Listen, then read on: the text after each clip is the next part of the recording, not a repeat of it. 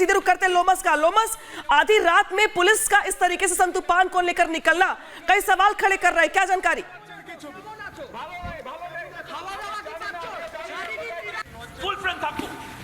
तो देखिए, आधी रात को संतू को लेकर पुलिस निकली है यहाँ पर। इसके बाद से कहां लेकर जा रही है ये नहीं पता है, लेकिन रिपब्लिक भारत लगातार सवाल पूछ रहा है और जानने का प्रयास कर रहा है सृष्टि कि आखिर संतू पान को लेकर आधी रात में पुलिस कहां जा रही है। पुलिस को जवाब देना होगा, ममता सरकार को जवाब देना होगा, क्योंकि आधी रात का ये मूवमेंट गले नहीं उतर रहा। और इस मूवमेंट के मतलब क्या है, मकसद क्या है, मायने क्या है, उद्देश्य क्या है?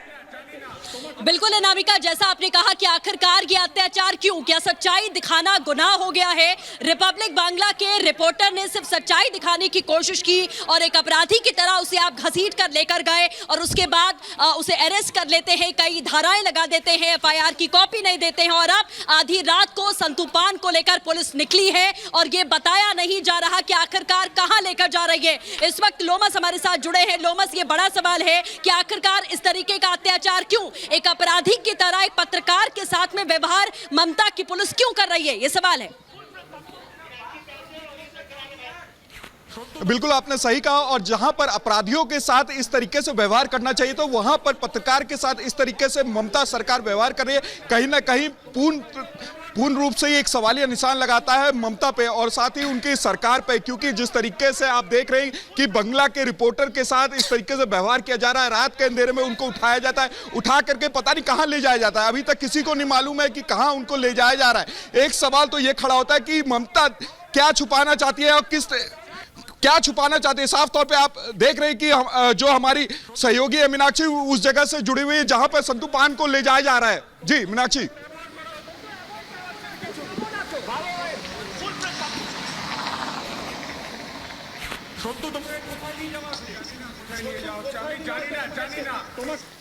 बिल्कुल सवालिया निशान के साथ साथ कई और बातें भी है जो कि यहाँ पर खड़ी होती है कि क्या है वो, क्यों परेशान है आखिरकार यहाँ की जो पुलिस है, यहाँ की जो सरकार है, जिसे ढूंढना है वो अभी तक यहाँ पर फरार है। शाहजहां शेख कहा है किसी को कुछ पता नहीं है, लेकिन संतू पान जो कि अपना काम कर रहे थे, एक रिपोर्टर को किस तरीके से पुलिस लेकर के जाती है और अब आधी रात किस तरीके से अत्याचार किया जा रहा है वो भी सब कोई देख रहा है, पूरी दुनिया देख रही है कि आखिरकार यहाँ पश्चिम बंगाल की अगर हम बात करें तो यहाँ पत्रकार भी सेफ नजर नहीं आते हैं, जो अपना काम करते हैं सुबह से लेकर के शाम तक और शाम घर जाने के लिए जब निकलते हैं तो किस तरीके से वापस से फेरी को बुलाया जाता है और लेकर के जाती है पुलिस की तैयारी। देखिए हमने वो तस्वीरें भी हम लगातार आपको दिखा रहे हैं कि किस तरीके से पुलिस पूरा बाकायदा हेलमेट पहन के आती है कि जैसे संतू पान कोई जर्नलिस्ट नहीं है बल्कि कोई आतंकवादी है और पुलिस की इस घटना से डर करके भाग जाएंगे, इस तरीके से व्यवहार किया जाता है। एक तरफ चाहे हाईकोर्ट में पूरी सुनवाई होनी है, हाईकोर्ट में अब मामला पहुंच चुका है, तो दूसरी तरफ आधी रात को ये शिफ्ट करने का क्या मतलब बनता है। परिवार, उनका फैमिली लगातार पूछ रही है क्या चार्जेस है, चार्जेस बताने के लिए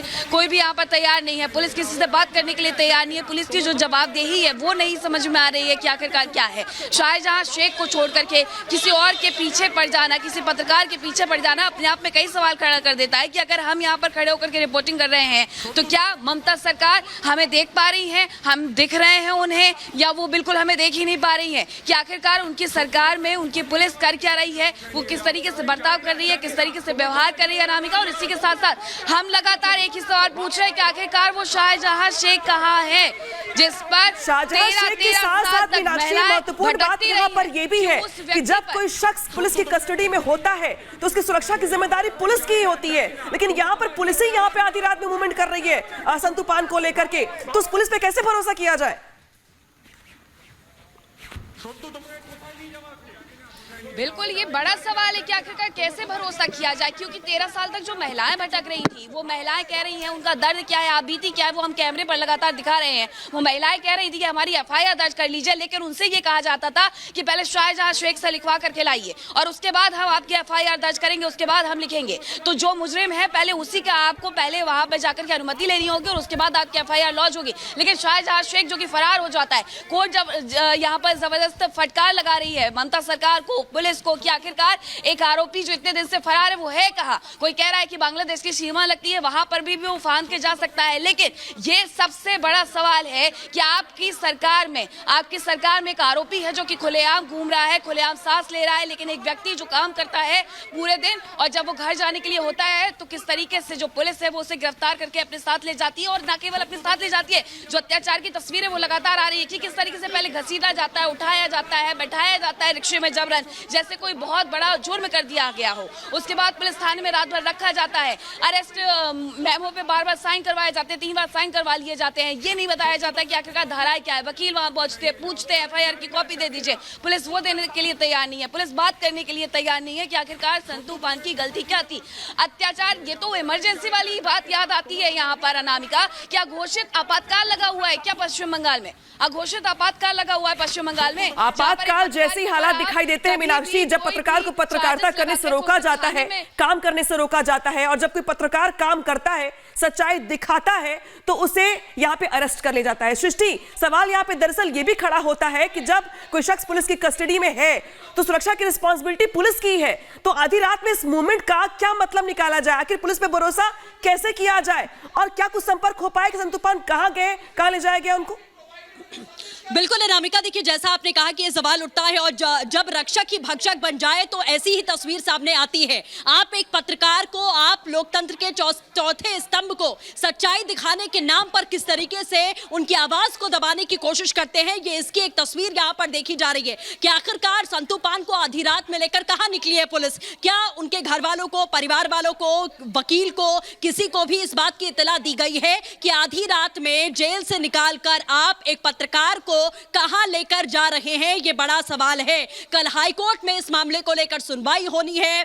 कोर्ट की तरफ से 3 दिन की कस्टडी दी गई है और पुलिस की ही कस्टडी में संतू पान को रखा गया है। जैसा आपने कहा कि सुरक्षा की जिम्मेदारी यहां पर पुलिस की है, लेकिन पुलिस जो है वो आधी रात को संतू पान को लेकर निकल जाती है। कहां जाती है किसी को बताना जरूरी नहीं समझा गया। आखिरकार क्यों कल हाईकोर्ट में मामले को लेकर सुनवाई होनी है, उसके बावजूद भी इतनी बड़ी लापरवाही, ये अत्याचार आखिरकार एक पत्रकार के ऊपर क्यों किया जा रहा है? लोमस हमारे साथ बने हैं। लोमस, लगातार ये सवाल है कि कल कोर्ट में सुनवाई, पुलिस इस बात को बहुत अच्छे से जानती है, पुलिस की सुरक्षा में, पुलिस की कस्टडी में, और पुलिस की जिम्मेदारी है संतू पान की सुरक्षा, और पुलिस लेकर उनको आधी रात में निकल गई और किसी को भी जानकारी नहीं है कि कहां लेकर जा रही है।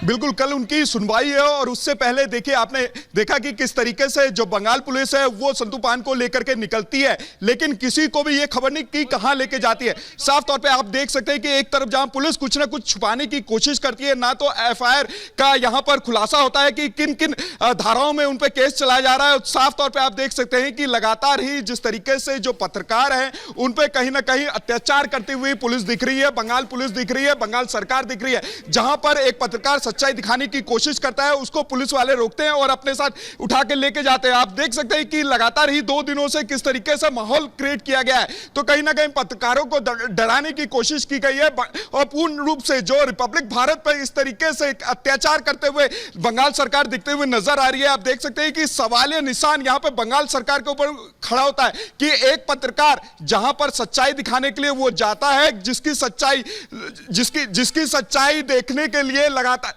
बिल्कुल हमारी सहयोगी लगातार जुड़ी हुई है। मीनाक्षी के पास चलते हैं जी, ओवर टू यू मीनाक्षी।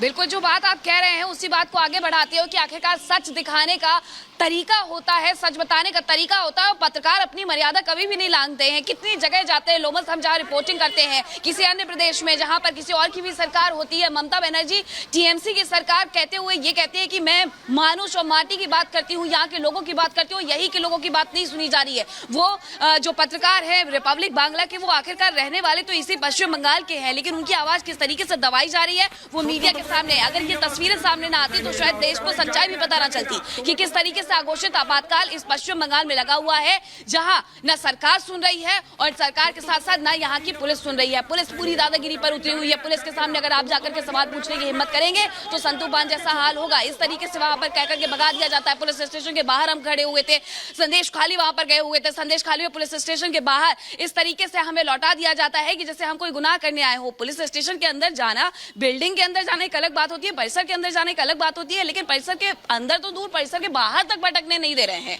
इस तरीके से व्यवहार किया जा रहा है और उस व्यवहार की जो तस्वीर है वो सामने आ रही है कि अपराधियों को संरक्षण, सवाल सबसे बड़ा यही है कि आखिरकार अपराधियों को संरक्षण क्यों और उसके साथ साथ इस तरीके से बेगुनाहों के साथ बर्बरता क्यों, ये सवाल सबसे बड़ा है। लेकिन